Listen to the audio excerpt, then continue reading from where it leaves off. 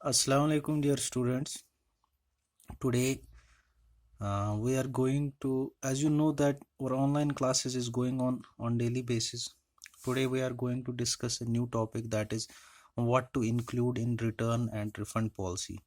As you know that I have shared some notes with you regarding a returns management process. Uh, if you have read it out properly, you must have seen that every store has a return policy. When you purchase a product from any store, a store has a return policy or a refund policy. तो जब भी आप कोई चीज़ कोई सामान किसी भी store से खरीदते हैं, तो उस स्टोर का, अगर आपको उस सामान में कोई चीज़ कोई प्रॉब्लम आती है या आप उस सामान से सेटिस्फाई नहीं होते हैं, तो हर किसी स्टोर की एक रिटर्न रिफंड पॉलिसी होती है। तो ये वैरी करता है एक स्टोर से दूसरे स्टोर में। तो इस एक स्टोर में हम एक पॉलिसी को देखते हैं रिटर्न्स की, जो प्रोडक्ट्स वापस लेते हैं अगर कस्टमर को वो प्रोडक्ट्स ठीक नहीं लगे या उसमें कोई प्रॉब्लम आई या प्रॉपरली कस्टमर सेटिस्फाई नहीं है। ऐसा इन केसेस में होता है, या तो साइज़ में प्रॉब्लम रहती है, कलर में प्रॉब्लम रहती है, या आपका जो आप पैटर्न जो आप लेना चाहते थे वो आपको नहीं मिलता है।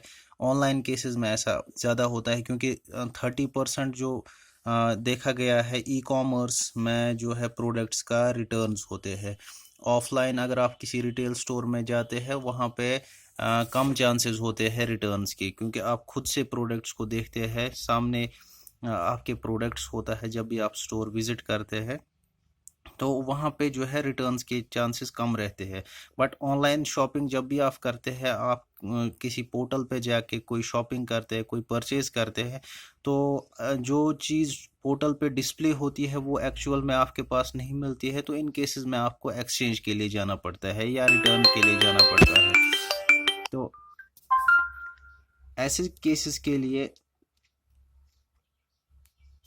हम जो है कुछ चीज़ों का ध्यान रखते हैं। क्या क्या चीज़ें हमें रिटर्न और रिफंड के टाइम, पॉलिसी के टाइम माइंड में रखनी है, both at retailers point of view और हम कस्टमर की तरफ से भी देखेंगे क्या क्या चीज़ें हमें देखनी पड़ती है। देखिए, कुछ चीज़ों का हमें ध्यान रखना पड़ता है कि what kind of refund you will give to the customer after the item is return. एक रिटेलर को चाहिए कि वो देखे कि किस तरह का रिफंड वो दे सकता है कस्टमर को, कौन से आइटम पे रिफंड अवेलेबल है और कौन से आइटम्स पे रिफंड जो है वो अवेलेबल नहीं होता है। सपोज कोई आइटम है आपके पास, उसमें कंपनी की पॉलिसी है, आप किसी कंपनी का फ्रेंचाइज स्टोर चला रहे हैं और कंपनी ने आपको इस प्रोडक्ट पे जो है रिफंड पॉलिसी में या रिटर्न पॉलिसी में खाली आपको ये अलाउ किया है कि आप जो है इस प्रोडक्ट को एक्सचेंज कर सकते हैं, रिफंड नहीं कर सकते। तो आपका कस्टमर जो आपके पास आता है, उनको आपको ये बताना है कि इसमें जो है, इसमें हम खाली रिटर्न कर सकते हैं या एक्सचेंज कर सकते हैं, प्रोडक्ट्स को जो है हम रिसीव करके एक्सचेंज में दे सकते हैं, रिफंड आपका नहीं होता। तो ये कंपनी की पॉलिसी में प्रॉपरली मेंशन होना चाहिए कि जो भी प्रोडक्ट्स आपके पास आता है वो उसमें रिफंड का मेंशन होना चाहिए और रिटर्न्स का या एक्सचेंज का भी मेंशन होना चाहिए। इसके अलावा एक और इम्पॉर्टेंट चीज़ है, who will pay for the return shipping. जब भी प्रोडक्ट्स आपके पास आते हैं, तो आप जो है, अगर आप ऑनलाइन रिटेलिंग कर रहे हैं, तो प्रॉपरली आपने मेंशन किया होना चाहिए कि कौन, जो भी आपके पास प्रोडक्ट्स आते हैं, शिपिंग के चार्जेस कौन पे करेगा, ये कस्टमर को पे करना है या कंपनी को पे करना है। इस चीज़ का भी ध्यान रखना है जब भी आप कोई रिटर्न या रिफंड पॉलिसी बनाए।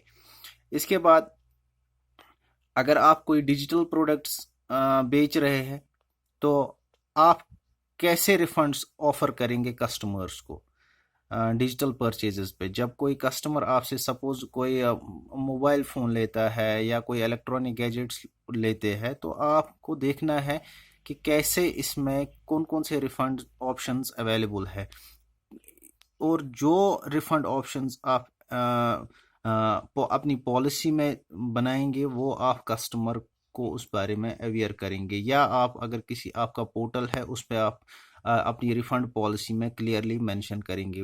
अक्सर देखा गया है जो भी ऑनलाइन वेबसाइट्स होती है वहाँ पे रिफ़ंड पॉलिसी क्लियरली मेंशन होती है कि क्या क्या पॉलिसी है इस कंपनी की, कैसे अगर आप कोई प्रोडक्ट में सेटिस्फाई नहीं है, कोई प्रोडक्ट में कुछ प्रॉब्लम है, तो क्या क्या रिफ़ंड ऑप्शंस रहते हैं एक कस्टमर के पास। तो ये सारी चीज़ें जो है आप कस्टमर को बताएंगे। तो ये तो हो गई बात कि क्या क्या एक कंपनी के पर्सपेक्टिव से कस्टमर तक चीज़ों को पहुंचाना है। अब इसमें देखेंगे हम कि किस हिसाब से हम इस पॉलिसी को बेस्ट बनाएंगे। तो अगर हम कस्टमर्स के पॉइंट ऑफ व्यू से देखेंगे, अगर एक कस्टमर अगर सेटिस्फाई नहीं है प्रोडक्ट से, एक परचेज से अपनी सेटिस्फाई नहीं है, तो वो अपना प्रोडक्ट रिटर्न कर सकता है, या मैंने जैसे आपको बताया अगर कंपनी की पॉलिसी में रिफ़ंड होगा तो वो रिफ़ंड ले सकता है, अगर रिफ़ंड नहीं होगा तो वो एक्सचेंज प्रोडक्ट को कर सकता है, चाहे सेम प्रोडक्ट ले या कोई और प्रोडक्ट ले। तो ऐसा जो है वो एक कस्टमर कर सकता है। इसके बाद एक और इम्पॉर्टेंट चीज़ रहती है, जब भी कोई कंपनी रिटर्न पॉलिसी बनाती है या रिफ़ंड पॉलिसी बनाती है, उसमें एक क्लियरली एक चीज़ का मेंशन किया जाता है कि रिटर्न जो कंपनी एक्सेप्ट करती है उसका एक टाइम पीरियड रखा जाता है। With in that time period अगर एक कस्टमर प्रोडक्ट्स को कंपनी के पास रिटर्न करता है, जो भी एक कस्टमर रिटर्न करना चाहता है प्रोडक्ट्स को आफ्टर देयर परचेजेस, अगर वो with in the time frame में प्रोडक्ट्स को रिटर्न करता है तो कस्टमर को उसमें एक्सचेंज मिल सकता है या रिफंड मिल सकता है। अगर वो ड्यू टाइम में विद इन द टाइम उसके बाद वो रिटर्न करता है तो उसमें कोई रिटर्न नहीं मिलता। तो ये भी कंपनी की पॉलिसी में लिखा होता है। इसके बाद और एक इम्पॉर्टेंट चीज़ का ध्यान रखना है कस्टमर को कि जो भी प्रोडक्ट वो रिटर्न करने जा रहा है, उसकी कंडीशन जो है वो प्रॉपरली रहनी चाहिए। जो भी उसका पैकेजिंग जो है वो ओरिजिनल होना चाहिए, उसका रिसिप्ट होना चाहिए प्रॉपरली, उसकी बिलिंग जो भी इनवॉइसेस उसमें आई है वो भी उसमें पैकिंग के ऊपर लगी होनी चाहिए, सो दैट कि कंपनी को की जो पॉलिसी है वो मीट अप हो सके। जो भी कंपनी की पॉलिसी है वो आप प्रॉपरली बता सके।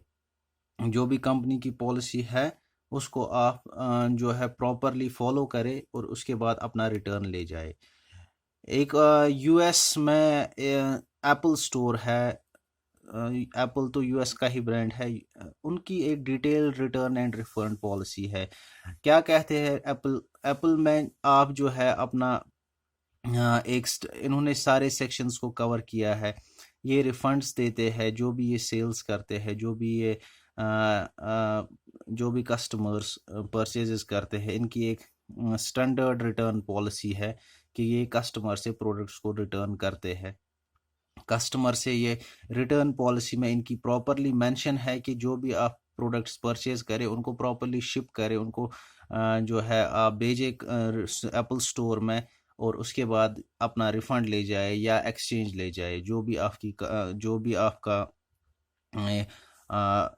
जिस कैटेगरी में भी आपका प्रोडक्ट फॉल करता है, चाहे ये रिफंड के लिए फॉल करता है या एक्सचेंज के लिए फॉल करता है, आप इसको ले जाइए। तो ये सारी चीज़ें जो है ये एप्पल स्टोर ने रखी है अपनी रिफंड और रिटर्न पॉलिसी में। तो ऐसा ही हर किसी कंपनी का एक रिफंड रिटर्न पॉलिसी रहता है। ये मेंशन करते हैं, ये चाहे ऑनलाइन वेबसाइट्स हो या आपका एक रिटेलर हो, नियर बाय स्टोर हो, आप उससे पूछिए। जब भी आप कोई प्रोडक्ट लेते हैं तो प्रोडक्ट लेने के टाइम आप उनसे पूछिए कि आपकी रिटर्न पॉलिसी क्या है, कि अगर हम ये जो प्रोडक्ट्स है इसमें कोई प्रॉब्लम है, कोई एरर आता है, तो हम कब तक ये रिटर्न जो है प्रोडक्ट्स का लेते वापस ला सकते हैं एक रिटेलर के पास।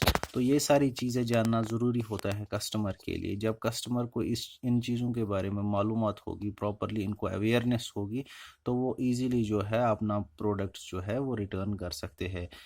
अदरवाइज अगर वो परचेज करते और उनको रिटर्न पॉलिसी का नहीं पता है, तो अगर प्रोडक्ट में फिर कोई भी प्रॉब्लम रहती है, कोई डैमेज्ड प्रोडक्ट होता है तो वो प्रोडक्ट्स को रिटर्न नहीं करते और उनका जो भी परचेजेस है वो वेस्ट हो जाती है।